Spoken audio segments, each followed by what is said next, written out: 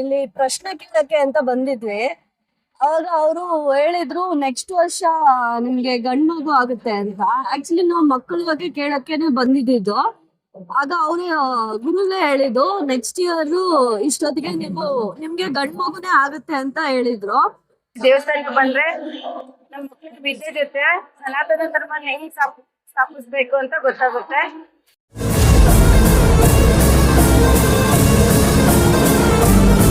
ಇಲ್ಲಿ ದೇವಸ್ಥಾನಕ್ಕೆ ಬರೋದ್ರಿಂದ ಒಂದು ತಾಯಿ ಮನೆ ಬಂದಂಗ ಆಗತ್ತೆ ಹೆಣ್ಮಕ್ಳಿಗೆ. ಇಲ್ಲಿ ಬಂದವ್ರು ಯಾರು ಇದು ಮನಸ್ತಾಪದಿಂದ ಬೇಜಾರಿಂದ ಹೋಗಿಲ್ಲ. ಇಲ್ಲಿ ಬಂದಿರೋರೆಲ್ಲ ಖುಷಿಯಿಂದನೇ ಹೋಗಿದ್ದಾರೆ. ನನ್ನ ಹೆಸರು ಶಶಿಕುಮಾರ್ ಅಂತ.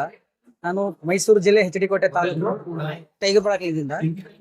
ನಾವು ಬಂದು ಆದಿವಾಸಿ ಜನಾಂಗ. ನಮಗೂ ಈ ರೀತಿ ಗೊತ್ತಿರ್ಲಿಲ್ಲ ಅಮ್ಮವರ ದರ್ಶನ ಈ ರೀತಿ ನಾವು ಪಡಿಬೇಕಂತ. ನಮ್ಗೆ ಒಂದು 2-3 ಜನ ಮೂಲಕ ನಮ್ಗೆ ಗೊತ್ತಾಯ್ತು. ನಮ್ದು ಮೂಲ ಬಂದು ನಾವು ಚಾಮುಂಡೇಶ್ವರಿ ಬರ್ತಾ ಇದ್ದೀವಿ. ನಮ್ಗೆ ಅಮ್ಮನವರ ಈ ರೀತಿ ಒಂದು ಇಲ್ಲಿ ಬಂದಿದ್ರಲ್ಲಿ ನಮ್ಗೆ ಈ ರೀತಿ ಒಂದು ಪಾಸಿಟಿವ್ ಎನರ್ಜಿ ಇದೆ. ಮತ್ತೆ ಈ ರೀತಿ ಒಂದು ಒಳ್ಳೆ ಕಾರ್ಯಗಳು ನಮ್ಗೆ ಸಕ್ಸಸ್ ಆಗಿದೆ ಅಂತ. ಬಿಸ್ನೆಸ್ ನಲ್ಲಿ ಇರ್ಬೋದು, ಒಂದು ಆರೋಗ್ಯ ಸಮಸ್ಯೆ ಇರ್ಬೋದು, ನಮ್ಮ ಪರಿವಾರದಲ್ಲಿ ಒಂದು ಕುಟುಂಬಸ್ಥರ ನಮ್ಮ ಹಿರಿಯವರ ಒಂದು ಆರೋಗ್ಯ, ತಂದೆ ತಾಯಿಯವರ ಒಂದು ಆರೋಗ್ಯ ಸಮಸ್ಯೆ ಇರ್ಬೋದು, ಅದು ನಮ್ಗೆ ಇಲ್ಲಿ ಪೂರ್ಣ ಆಗಿದೆ.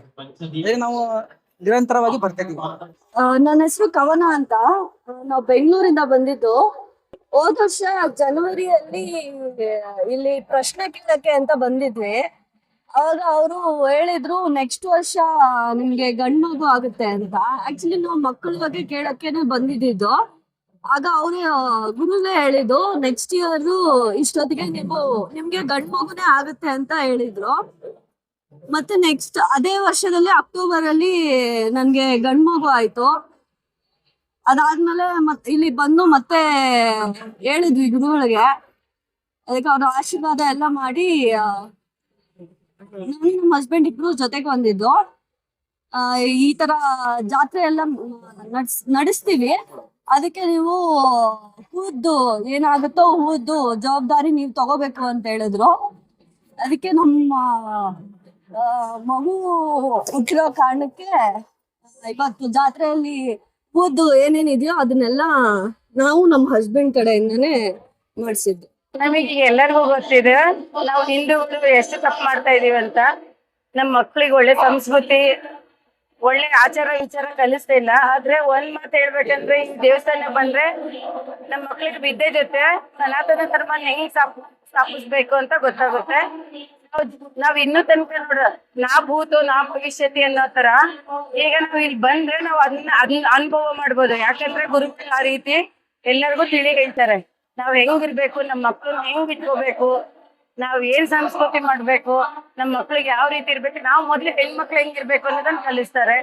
ಅದಕ್ಕೋಸ್ಕರ ದಯವಿಟ್ಟು ನಿಮ್ ಮಕ್ಳನ್ನೆಲ್ಲ ಕರ್ಕೊಂಡು ಒಂದ್ಸರಿ ವಿದ್ಯಾಚೌಡೇಶ್ವರಿ ದೇವಸ್ಥಾನಕ್ಕೆ ಬರ್ರಿ. ನಾನು ನನ್ನ ಮಕ್ಳಿಗೋಸ್ಕರನೇ ಮತ್ತೆ ವಿದ್ಯೆಗೋಸ್ಕರನೇ ಮತ್ತೆ ನನ್ನ ಆರೋಗ್ಯಕ್ಕೋಸ್ಕರ ನಾನು ದೇವಿ ಹತ್ರ ಬಂದಿದ್ದೀನಿ.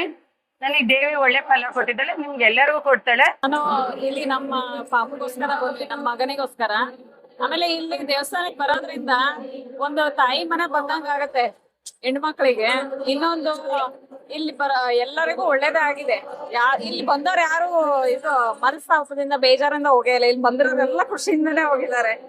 ಇಲ್ಲಿ ಹೇಳ್ಬೇಕಂದ್ರೆ ಗುರುಗಳು ಎಲ್ಲ ದೇವಸ್ಥಾನಕ್ಕೆ ಹೋಗ್ತೀವಿ ನಾವು, ಅಲ್ಲೆಲ್ಲರೂ ಈ ಪ್ರದೇಶ ಇದನ್ನ ದುಡ್ಡು ಹಾಕ್ರಿ ಕಾಣಿಕೆಗೆ ಅಂತ ಕೇಳ್ತಾರೆ. ಆಮೇಲೆ ಕಾಯ್ದು ಆಮೇಲೆ ಒಂದ್ ಪ್ರಶ್ನೆ ಹೇಳಿದ್ರು, ಎಲ್ಲದಕ್ಕೂ ದುಡ್ಡು ಕೇಳ್ತಾರೆ. ಅಲ್ಲಿ ಇದ್ರೆ ಇಲ್ಲಾದ್ರೆ ನಾವು ₹1 ನಮ್ಮೂರಿಂದ ಬಂದು ಇಲ್ಲಿ ಹೋಗೋವರೆಗೂ ₹1 ಖರ್ಚು ಮಾಡಲ್ಲ ನಾವು. ಅಷ್ಟು ಇದು ಇದೆ. ಆಮೇಲೆ ಹೆಣ್ಮಕ್ಳು ಸೀರೆ ಸೇರಕ್ ಈ ತರ ಹಾಕೋಬೇಕು, ನಮ್ ಹಿಂದೂ ಸಂಸ್ಕೃತಿನ ಹಿಂಗ್ ಕಾಪಾಡ್ಬೇಕು. ಆಮೇಲೆ ಹಣೆ ಸ್ಟಿಕ್ಕರ್ನ ಅದನ್ನ ಹಚ್ಕೋಬಾರ್ದು ಸ್ಟಿಕ್ಕರ್ನ ಅಂತ ಹೇಳ್ತಾರೆ. ಯಾಕಂದ್ರೆ ನಮ್ಮ ಹಿಂದೂ ಸಂಸ್ಕೃತಿನ ನಾವು ಕಾಪಾಡ್ಬೇಕು. ನಾವೇ ಕಾಪಾಡ್ಲಿಲ್ಲ ಹಿಂದೂಗಳಾಗಿ, ಇನ್ ಬೇರೆ ಹೆಂಗ್ ಕಾಪಾಡ್ತಾರೆ? ಹೌದಲ್ವಾ? ನಮ್ ಧರ್ಮನ ನಾವು ಕಾಪಾಡ್ಬೇಕು. ಆಮೇಲೆ ಇನ್ನೊಂದು ಇವತ್ತು ಚಂಡಿಕಾಯಿ ಯಾಗ ಮಾಡಿದ್ದಾರೆ, ಅದು ಸೈನಿಕರಿಗೋಸ್ಕರ ಮಾಡಿದ್ದಾರೆ. ಅವ್ರ ಎಲ್ಲರ ಫ್ಯಾಮಿಲಿಗೂ ಒಳ್ಳೇದಾಗ್ಲಿ, ನಮ್ ಸೈನಿಕರೆಲ್ಲ ಗೆದ್ದು ಬರ್ಲಿ, ನಮ್ ದೇಶಕ್ಕೆ ಒಳ್ಳೇದಾಗ್ಲಿ, ನಮ್ ಭಾರತ ಮಾತೆಗೆ ಒಳ್ಳೇದಾಗ್ಲಿ. ನಮ್ ಸೈನಿಕರು ಚೆನ್ನಾಗಿದ್ರೆ ನಾವ್ ಚೆನ್ನಾಗಿರ್ತೀವಲ್ವಾ, ಅವ್ರ ಫ್ಯಾಮಿಲಿನೂ ಚೆನ್ನಾಗಿರ್ಬೇಕು. ಇವೇ ನನ್ನ ಆಸೆ. ನೀವು ಬನ್ನಿ, ಎಲ್ಲರೂ ಬನ್ನಿ, ಮಕ್ಳ ಕರ್ಕೊಂಡ್ ಬನ್ನಿ, ಎಲ್ಲರೂ ನಮ್ ದೇಶಕ್ಕೋಸ್ಕರ ಹೋರಾಡ್ರಿ. ನಮ್ ಸೈನಿಕರ ಪರವಾಗಿ ನಾವ್ ನಿಲ್ಲೋಣ ಇವತ್ತು, ಹೌದಾ? ಇದು ಆಗ್ಲೇಬೇಕು, ನಾವು ಮಾಡ್ಲೇಬೇಕು. ನಾವಾಗೆ ನಮ್ಮ ಫ್ಯಾಮಿಲಿಲಿ ಚಂಡಿಕಾಯಿ ಯಾಗ ಮಾಡ್ಬೇಕು, ಮತ್ತೊಂದ್ ಮಾಡ್ಬೇಕು ಅಂದ್ರೆ ಆಗಲ್ಲ. ಇಲ್ಲಿ ಬಂದಿದೆ ಅಂದ್ಮೇಲೆ ಇಲ್ಲಿ ನಾವೆಲ್ಲರೂ ಇದು ಮಾಡೋಣ. ಒಳ್ಳೇದಾಗ್ಲಿ.